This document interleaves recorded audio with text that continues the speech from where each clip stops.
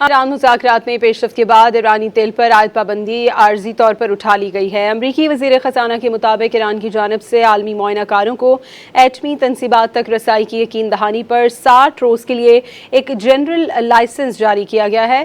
ایران کے چیف مذاکرات کار باقر کالباف کے مطابق سوئٹزرلینڈ مذاکرات میں ایران کے $12 ارب کے منجمد اثاثوں کے اجرا کے لیے دستخط کو حتمی شکل دے دی گئی ہے۔ امریکی نائب صدر جے ڈی وینس نے دعویٰ کیا ہے کہ میں ایران کے ساتھ مذاکرات میں مقررہ اہداف حاصل کر لیے ہیں۔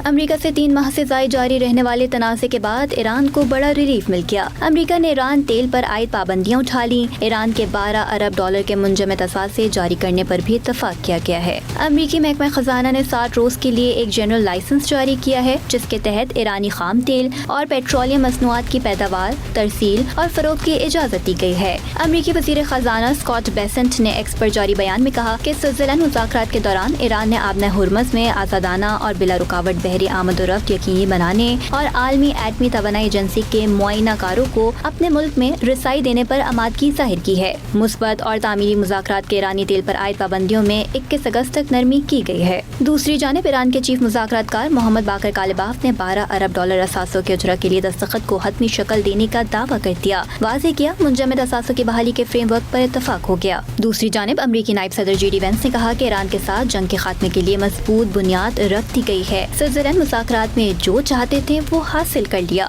Number one, we set up the mechanism to ensure not only the Straits of Hormuz are open, but will stay open. Number two, we actually set up the right mechanism to ensure the regional ceasefire to manage the inevitable conflicts that will come up. Finally, we continue to make progress on these technical negotiations. We left a lot of our team, the Iranians left a lot of their team at the resort there to keep on working at it. So all in all, a very productive 36 hours. We're going to have to keep working it. Iran کے پہلے نائب صدر محمد رضا عارف نے کہا کہ ایران کو اپنے دشمنوں پر کوئی اعتماد نہیں، معاہدہ ضمانت نہیں کہ دشمنی ختم ہو جائے گی۔